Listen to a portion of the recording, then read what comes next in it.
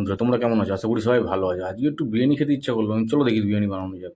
এই চাল ভিজিয়ে দিয়েছি, তারপর আলু সিদ্ধ করে নিয়েছি, দিয়ে একটু ফুড কালার দিয়েছি দেখতে ভালো লাগার জন্য, তারপর ডিম সিদ্ধ করে নিলাম, দিয়ে এই পেঁয়াজ বেরেস্তা রেডি, দিয়ে আলু ফ্রাইও রেডি, দিয়ে এবারে মাংসটার জন্য যাচ্ছে মশলা: রসুন বাটা, আদা বাটা, বিরিয়ানি মশলা, হলুদ গুঁড়ো, লঙ্কার গুঁড়ো, দিয়ে একটু লাল লাল ঝাল লাল হয়ে গেল, দিয়ে আমাদের ম্যারিনেট করা মাংস ছিল, দিয়ে এটা চলে যাচ্ছে কড়াইতে, দিয়ে এবারে কষা হবে। দিয়ে মাংসটা হচ্ছে ততক্ষণে আমরা এখানে বিরিয়ানি আরও কিছু রেডি করতে হয়, সেটা হচ্ছে এই কেওড়া জল, গোলাপ জল, তারপরে মিঠা আতর, এইগুলো দিয়ে মিশ্রণ একটা বানাতে হয়, এগুলো বিরিয়ানিতে লাগে, ঠিক আছে।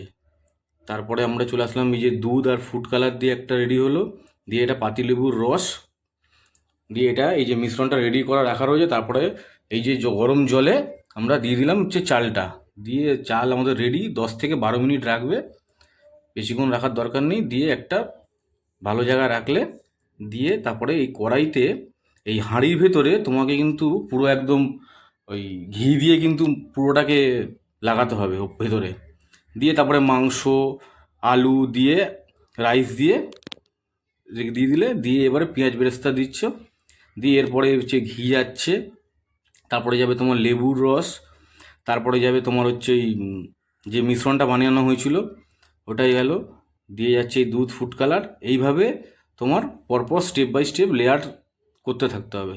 দিয়ে এই ডিম যাচ্ছে, দিয়ে আবার চিকেন গেল, দিয়ে আলু যাবে, দিয়ে পুরো রেডি হয়ে আবার রাইস যাবে এরপরে, দেখো এরপরে আবার পুরো রাইস যাবে, দিয়ে এইভাবেই স্টেপ বাই স্টেপ তোমাকে আবার পরপর করতে হবে।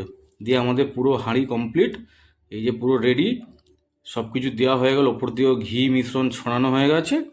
দিয়ে এবারে আমাদের তৈরি করতে হবে সেই আটার প্রলেপটা, যেটাকে ঢাকা দিতে হবে।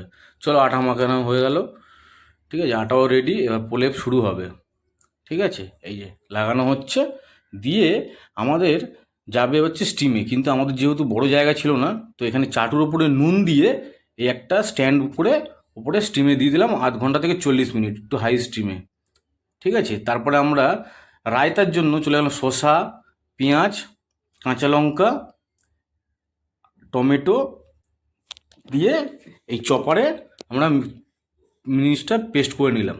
দিয়ে এবারে যাবে এই টক দই যাচ্ছে, দিয়ে ওইটা আপনার শসা পেঁয়াজে এটা গেল, দিয়ে গেল চাট মশলা, জলজিরা, দিয়ে গোলমরিচ, একটু নুন, একটু চিনি, দিয়ে ঘেঁটে করে হয়ে গেল আমাদের রায়তা রেডি।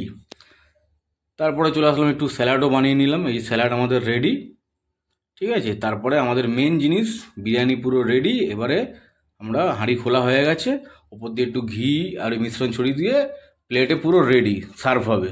দিয়ে দেখা যাক কেমন লাগে খেতে, চলো। হা হা, কী সুন্দর, বাহ, খুব দারুণ, খুব ভালো হয়েছে। ভাগনাকেও জিজ্ঞেস করলাম, ভাগনাও বললো খুব দারুণ হয়েছে, খুব ভালো লেগেছে।